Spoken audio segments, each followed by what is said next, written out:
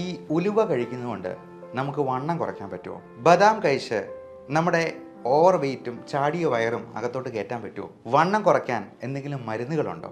ഈ എന്തെങ്കിലും പ്രോട്ടീൻ ഷേക്കുകൾ കുടിച്ചുകൊണ്ട് അല്ലെങ്കിൽ കുടിക്കാനുള്ള മരുന്ന് കഴിച്ചുകൊണ്ട് വണ്ണം കുറയ്ക്കാൻ പറ്റുമോ? ഒരുപാട് ആൾക്കാർ ചോദിക്കുന്ന ഒരു സംശയമാണ്. നമസ്കാരം, ഞാൻ ഡോക്ടർ ബിപിൻ ജോസ്.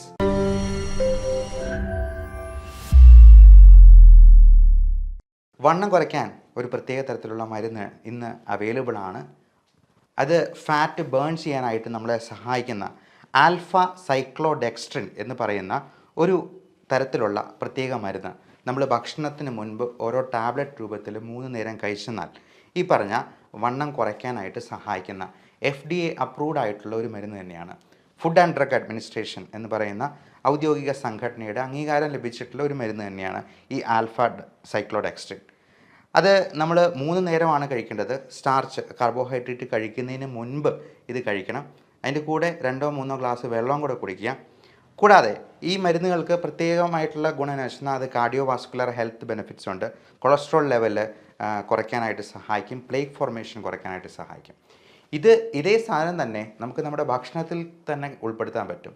നല്ല ഫൈബർ കണ്ടൻ്റുള്ള സാധനങ്ങൾ കൂടുതലായിട്ട് ഉൾപ്പെടുത്തി ഈ വണ്ണം ഉണ്ടാക്കുന്ന സാധനങ്ങൾ ആദ്യം ഒഴിവാക്കുകയാണ് വേണ്ടത്.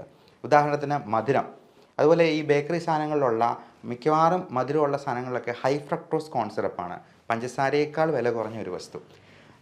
അങ്ങനെയുള്ള കാര്യങ്ങൾ ഒഴിവാക്കുക. മൈദ അടങ്ങിയിട്ടുള്ള പൊറോട്ട മാത്രമല്ല കേട്ടോ, ബണ്ണ്, ബ്രെഡ്, ബിസ്ക്കറ്റ് എല്ലാം മൈദയാണ്. അപ്പോൾ ഇതെല്ലാം ഒഴിവാക്കുക തന്നെ ചെയ്യണം. പിന്നെ നമുക്ക് കഴിക്കാതിരിക്കാൻ പറ്റാത്തൊരു സാധനം ഉണ്ടല്ലോ, ചോറിന് പകരം എന്നാൽ ചോറ് ഒഴിവാക്കി ഞാനൊരു 5 ചപ്പാത്തി കഴിക്കുന്നുള്ളൂ എന്ന് പറഞ്ഞാൽ ഒരു ഗുണമില്ല. കാര്യം ഇപ്പോൾ ചപ്പാത്തിയിൽ വരുന്ന ഈ ഫ്ലോർ തന്നെ വളരെ ഹൈ ഗ്ലൈസമിക് ഇൻഡെക്സ് ഉള്ള വളരെ റിഫൈൻഡ് ആയിട്ടുള്ള ഒരു തരം ഗോതമ്പ് പൊടിയാണ്. അത് കഴിക്കുന്നതുകൊണ്ട് പ്രത്യേകിച്ച് ഒരു ഗുണമില്ല. ചോറ് ഉപേക്ഷിച്ചിട്ട് ഇത് കഴിക്കുന്നുണ്ട്. 2 ചപ്പാത്തി കഴിച്ചിട്ട് നമ്മൾ അതിന് കൂടെ ഒത്തിരി സാലഡും ഒക്കെ കഴിച്ചെന്നാൽ നമുക്ക് അത്രയെങ്കിലും കാലറി കുറയ്ക്കാമെന്ന് മാത്രം. പിന്നെ ഈ ഉലുവ പോലത്തെ സാധനങ്ങൾ തീർച്ചയായിട്ടും നമുക്ക് വണ്ണം കുറയ്ക്കാനായിട്ട് സഹായിക്കും എന്ന് കരുതി ഞാൻ ഉലുവ കഴിച്ചു എൻ്റെ വണ്ണം കുറഞ്ഞിട്ടില്ല എന്ന് പറയുന്നതിൽ കാര്യമില്ല. അതുപോലെ ബദാം ആണെങ്കിലും നമ്മുടെ നല്ല കൊളസ്ട്രോളിൻ്റെ അളവ് വർദ്ധിപ്പിക്കാൻ HDL എന്ന് പറയുന്നതാണ് നമ്മുടെ നല്ല കൊളസ്ട്രോൾ. അതുപോലെ LDL എന്ന് പറയുന്ന ചീത്ത കൊളസ്ട്രോൾ, ട്രൈഗ്ലിസറൈഡ് എന്ന് പറയുന്ന കൊളസ്ട്രോളിൻ്റെ ഒരു വകഭേദം, അതും കൊള്ളുകയില്ലാത്തതാണ്, ആരോഗ്യത്തിന് നല്ലതല്ല. ഇതെല്ലാം കുറയ്ക്കാനായിട്ട് ഈ ബദാമും നമ്മൾ പറഞ്ഞ ഉലുവയും ഒക്കെ സഹായിക്കുന്നതാണ്. ഈ ഉലുവ എന്ന് പറയുന്നത് ഒരു തരത്തിലുള്ള സ്പൈസാണ്. നമുക്കറിയാം ഉലുവ നമ്മുടെ ആരോഗ്യത്തിന് വേണ്ടി ഉപയോഗിക്കുന്ന ഒരു സാധനമാണ്. നമ്മുടെ സ്പൈസസ് ആയിട്ട് നമുക്ക് കറികളിലൊക്കെ ചേർക്കാവുന്നതാണ്. ഉത്തമനായ ഉലുവ എന്നാണ് പറയുക.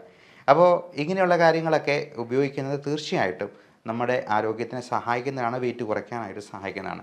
പിന്നെ ഈ പൊടി കലക്കി കുടിച്ച് വെയിറ്റ് കുറയ്ക്കുന്നതിനെക്കുറിച്ച് നമുക്കൊന്ന് വരാം. ഇങ്ങനെയുള്ള ഇപ്പോൾ വിപണിയിൽ അങ്ങനത്തെ പല പൊടികളും അവൈലബിൾ ആണ്. ഇങ്ങനെയുള്ളവരൊക്കെ പറയുക രാത്രിയിലത്തെ ഡിന്നറിന് പകരം ഇത് കഴിക്കണമെന്നുള്ളതാണ്. അവിടെ തന്നെ നമ്മൾ ടെക്നിക്ക് മനസ്സിലാക്കണം. നമ്മൾ ഡിന്നർ ഒഴിവാക്കിയെന്നാൽ തന്നെ ഒരു ദിവസം 200 ഗ്രാമോളം വെയിറ്റ് കുറയ്ക്കാൻ പറ്റുമെന്ന് മനസ്സിലാക്കുക. 200 ഗ്രാം വീതം ഓരോ ദിവസവും, അങ്ങനെ 10 ദിവസം കൊണ്ട് നമുക്ക് 2 കിലോ കുറയ്ക്കാം. അപ്പോൾ നമ്മൾ ഈ പൊടി തന്നെ വാങ്ങിച്ച് വലിയ വിലയ്ക്ക് വാങ്ങിച്ച് കഴിക്കേണ്ട കാര്യമില്ല. ഡിന്നർ അങ്ങ് ഒഴിവാക്കുക. പകരം 0 കാലറി ആയിട്ടുള്ള എന്തെങ്കിലും സാലഡിലേക്കോ വളരെ മധുരം കുറഞ്ഞിട്ടുള്ള പഴങ്ങളിലേക്ക്, ഇപ്പോൾ നമ്മൾ പേരയ്ക്ക പോലത്തെ സാധനങ്ങൾ, നല്ല മധുരമുള്ള മാങ്ങാപ്പഴമൊക്കെ കഴിച്ചിട്ട് കിടന്നാൽ ചോറ് കഴിക്കുന്നതിനേക്കാൾ കൂടുതൽ കാലറി ഉള്ളിലോട്ട് ചെല്ലും. അതുകൊണ്ട് അങ്ങനെയുള്ളതൊന്നും അഭികാമ്യമല്ല. പകരം ഇത്തരത്തിലുള്ള കാര്യങ്ങൾ ചെയ്യാം. പിന്നെ നമ്മൾ സ്ലോ ആയിട്ടുള്ള എക്സസൈസുകൾ പരമാവധി ചെയ്യാനായിട്ട് നോക്കുക. അതോടൊപ്പം ഈ വെയിറ്റ് കുറയ്ക്കാനുള്ള ഏറ്റവും നല്ല മാർഗ്ഗമാണ് നമ്മൾ ഈ കാർബോഹൈഡ്രേറ്റ്സിനെ ഒഴിവാക്കി പകരം ഹൈ ഫൈബർ കണ്ടൻ്റുള്ള സാധനം. ഇപ്പോൾ കപ്പ, ചേന, ചേമ്പ്, മണ്ണിലടിയിൽ വളരുന്ന സാധനങ്ങളെല്ലാം നല്ല ഫുൾ സ്റ്റാർച്ചാണ്. അത് ഒരു സസ്യം അതിൻ്റെ ജീവിതകാലയളവ് മുഴുവൻ ഉപയോഗിക്കാനുള്ള ഊർജ്ജമാണ് സംഭരിച്ചു വെച്ചിരിക്കുന്നത്. എന്നാൽ ചക്ക എന്ന് പറയുന്നത് വളരെ നല്ല സാധനമാണ്. കാരണം അത് മരത്തിലുണ്ടാകുന്ന ഒരു ഫ്രൂട്ടാണ്, ഇഷ്ടം പോലെ ഫൈബർ കണ്ടൻ്റുള്ള ഒരു ഫ്രൂട്ട്. ഈ ചോറിന് പകരം നമുക്ക് ചക്ക കഴിച്ച് നോക്കിക്കേ.